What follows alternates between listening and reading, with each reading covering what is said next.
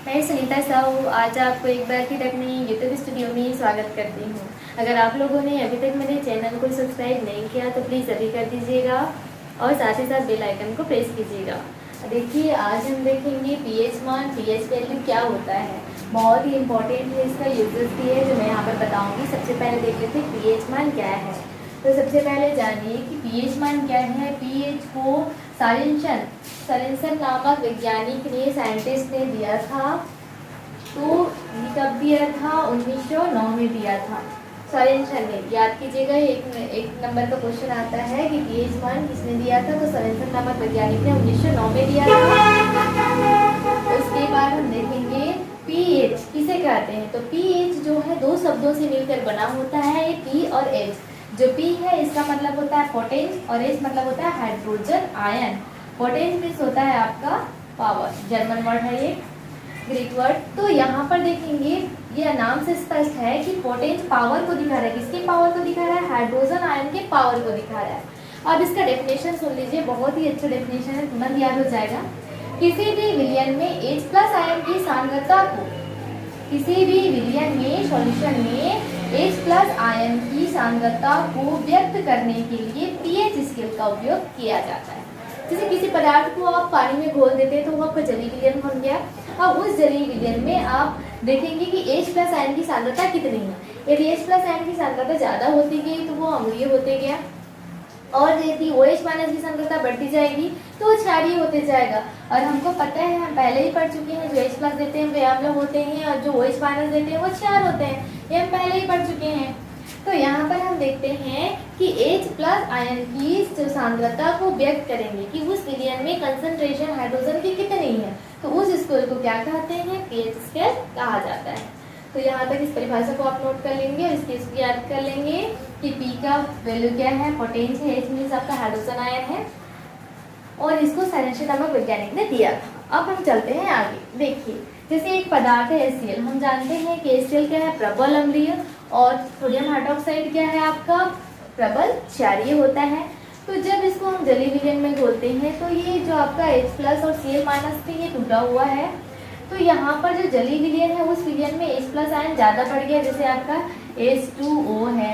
यहाँ पर क्या हो रहा है? H प्लस आयन और ज़्यादा बढ़ जा रहा है, H प्लस आयन को मुक्त कर रहा है। तो ये क्या बन जाता है? हाइड्रोनियम आयन बना देता है। तो जैसे हाइड्रोनियम आयन ये बना दे रहा है, मतलब यहाँ पर H प्लस आयन की सांद्रता बढ़ गई है, इसलिए क्या हो, हम इसको क्या कहेंगे? HCl को अम्ल कहेंगे। वैसे ही जैसे सोडियम हाइड्रोक्साइड है तो OH माइनस आयन मुक्त कर रहा है, तो जलीय विलयन में OH की सांद्रता बढ़ गई है, तो इसको हम कहेंगे क्षारीय। अब एक बात और याद रखिएगा, जो H प्लस है और जो OH माइनस है, ये दोनों ही एक दूसरे के क्या है? अपोजिट हैं, विपरीत हैं। यदि किसी विलयन में H प्लस आयन की सांद्रता ज़्यादा है, मतलब उस विलयन में OH माइनस की सांद्रता कम है। यदि किसी विलयन में OH माइनस की सांद्रता ज़्यादा है, उसका मतलब है कि H प्लस आयन की सांद्रता वहाँ पर कम है। तो आपको ध्यान रखना है। अब चलते हैं पीएच स्केल की ओर। देखिए, पीएच स्केल में क्या होगा कि जिसकी वैल्यू 7 होती है, पीएच में जिसकी वैल्यू क्या है? यहाँ पर 7 है, वो क्या होता है? न्यूट्रल होता है, उदासीन होता है। क्या होता है? न्यूट्रल होता है, उदासीन होता है। और यदि पीएच वैल्यू 7 से कम होते जाता है तो क्या होते जाता है? ये क्षारीय होते जाता है। क्या होते जाता है? क्षारीय। और यदि 7 से ज्यादा होते जाता है तो क्या हो जाता है? ये 7 से कम होते जाता है तो क्या होते जाता है? ये अम्लीय होते जाते हैं। और यदि 7 से यहाँ पर ज्यादा होते जाता है तो क्या होते जाता है? यहाँ पर क्षारीय होते जाता है। इतना हम जान गए, लेकिन कितना कम और कितना ज्यादा। तो जैसे यहाँ पर ये 0 है और यहाँ पर 14 है, तो यदि ये 0 आ गया मतलब वो स्ट्रॉन्ग एसिड आ जाता है। क्या होता है? स्ट्रॉन्ग एसिड, क्योंकि वहां पर जो पीएच की वैल्यू 0 हो गई है, यहाँ पर पीएच की वैल्यू 0 हो गई है, मतलब यहाँ पर क्या हुआ? ये स्ट्रॉन्ग एसिड हो जाता है। और जब पीएच की वैल्यू बढ़कर 14 तक पहुंच जाती है तो वो स्ट्रॉन्ग बेस हो जाता है। इतना आपको समझना है। उसके बाद हम देखेंगे, क्योंकि पीएच स्केल क्या होता है? एंटी लॉगरिथम स्केल है, उल्टा चलता है, इसीलिए आपको बस इतना जानना है कि उल्टा है। 0 तक आ रहा है मतलब एसिडिक बढ़ गया, 40 तक जा रहा है मतलब बेसिक बढ़ गया। अब देखते हैं हम इसका क्या यूजेस, क्या देखेंगे हम? इसका यूजेस देखेंगे। तो इसका यूज क्या है ये देख लेते हैं। तो सबसे पहला यूज इसका क्या होता है, हमारे डेली लाइफ में होता है, हम ऐसे इसको नहीं पढ़ते, इसका बहुत इंपॉर्टेंट यूज है इसीलिए पढ़ते हैं। तो इसका यूज है डेली यूज में। जैसे क्या करते हैं, हम डेली खाना खाते हैं तो खाना को पचाने के लिए जो HCl का स्राव होता है, HCl निकालता है स्टमक से, हमारे स्टमक से, किसको, खाना को पचाने के लिए। तो ये क्या होता है, अम्ल होता है, और इसका pH मान कितना होता है, 1.2 होता है, ठीक है। और ये हमारे शरीर को कोई नुकसान नहीं पहुंचाता है। लेकिन जब यदि अपच की स्थिति होती है, हम ज़्यादा खाना खा लेते हैं, तो HCl को क्या करना पड़ता है, ज़्यादा निकालना पड़ता है। तो उस समय हमारे पूरे पेट में, बॉडी में pH वैल्यू कितनी हो जाती है, कम हो जाती है। तब उस समय क्या होता है, एसिडिटी होने लगता है, एसिड ज़्यादा बढ़ जाती है तो एसिडिटी होने लगता है। तब हम क्या लेते हैं, वहाँ पर क्या लेते हैं, अधिकतर इनो लेते हैं। तो ये इनो क्या होता है, बेस होता है। क्या बेस होता है, वीक बेस होता है, वीक बेस होता है, ठीक है। जो इनो होता है वो क्या होता है, वीक बेस होता है। तो HCl अम्ल ज्यादा स्ट्रॉन्ग हुआ किसके लिए, भोजन को पचाने के लिए, तो एसिडिटी बढ़ गई। एसिडिटी को कम करने के लिए हम इनो को लेते हैं जो वीक बेस होता है। वो पूरे अम्ल को खत्म नहीं करता, तो पूरे अम्ल को खत्म करेगा तो पूरा HCl ही खत्म कर देगा, तो नहीं, वो क्या करता है, न्यूट्रलाइज का काम करता है, एकदम हल्का सा वीक बेस होता है। उसके बाद हम देखेंगे सेकेंड, ये है ब्लड। हमारे ब्लड का pH मान कितना होता है, 6.8 to 7.8 तक होता है।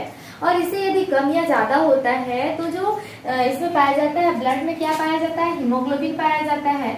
तो ये हीमोग्लोबिन ऑक्सीजन को ग्रहण नहीं कर पाता है, कब, जब इसकी pH वैल्यू चेंज हो जाती है, कम या ज़्यादा होती है तब। तो ये pH वैल्यू इतना होना चाहिए। लाल का pH वैल्यू कितना होता है, 5.5। लेकिन यदि 5.5 से कम होने लगती है लाल का pH मान, तो जो लाल पचाने का काम करता है, जो एंजाइम उससे निकलते हैं, उसकी पाचन शक्ति भी वहाँ पर कम हो जाती है।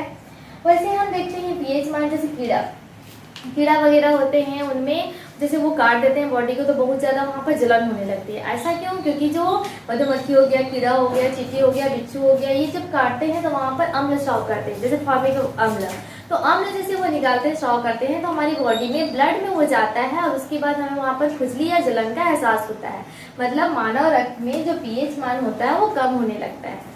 तो इस प्रकार से वो कीड़े अपनी आत्मरक्षा करते हैं, और हम भी वहाँ पर समझ जाते हैं। फिर वहाँ पर जो आपका एंटीबायोटिक डाला जाता है वो वीकली बेस होता है। उसके बाद होता है मिट्टी का pH मान। ये फार्मर जो होते हैं, किसान होते हैं, वो मिट्टी की उपजाऊ शक्ति को बढ़ाने के लिए यहाँ ध्यान देते रहते हैं कि उनका pH मान 5 से 8 होना चाहिए। तो वहाँ पर ज़्यादा फसल उपजाऊ होता है, मिट्टी ज़्यादा उपजाऊ होती है, इसलिए वहाँ पर फसल ज़्यादा होता है। तो यहाँ पर तो कोई स्पेशल उनके पास इंडिकेटर नहीं होता है, लेकिन वो वहाँ पर समझ जाते हैं, और उसको संतुलित करने के लिए वहाँ पर चूना या राख को डालते रहते हैं बीच बीच में, शादी करने के लिए। अब उसके बाद हम देख लेते हैं कि जो pH वैल्यू रहती है उसके लिए एक यूनिवर्सल इंडिकेटर यूज किया जाता है। यूनिवर्सल इंडिकेटर क्या होता है, सार्वत्रिक सूचक जिसको कहते हैं। जो सार्वत्रिक सूचक होता है वो कैसे होता है, इस प्रकार से एक पेपर होता है जिस विलयन का pH मान ज्ञात करना रहता है, उसमें डुबाया जाता है। तो ये डुबाते हैं तो ये अलग अलग कलर में चेंज होने लगता है। कैसे चेंज होगा हम ये देख लेते हैं। तो जैसे यहाँ पर ये pH मान कम होते जाता है, एसिडिक की ओर आने लगता है, तो वो किस कलर में चेंज होता है, तो वो रेड कलर में चेंज होता है। यदि न्यूट्रल है, वहाँ पर 7 है, यदि 7 से ज़्यादा होने लगता है तो कौन से कलर में चेंज होने लगता है, ब्लू कलर में चेंज होने लगता है। तो इसको कहते हैं सार्वत्रिक सूचक या फिर यूनिवर्सल इंडिकेटर। यदि pH मान कम होने लगता है तो उस pH पेपर का जो कलर है वो रेड होने लगता है, तो हम जान जाते हैं कि वो अम्लीय होते जा रहा है। और यदि वो ब्लू में चेंज होते जा रहे हैं तो हम जान जाते हैं कि वो बेसिक होते जा रहे हैं। तो इस प्रकार से pH का पूरा टॉपिक आपका क्लियर हुआ, उसकी परिभाषा क्या है, उसका मतलब क्या है, और उसका यहाँ पर कैसे क्रिया होती है, उसके यूजेस क्या है, यूनिवर्सल इंडिकेटर क्या है, ये सब टॉपिक आपका यहाँ पर क्लियर होता है। तो आपको समझ में आ गया है तो लाइक शेयर कमेंट सब्सक्राइब जरूर कीजिएगा।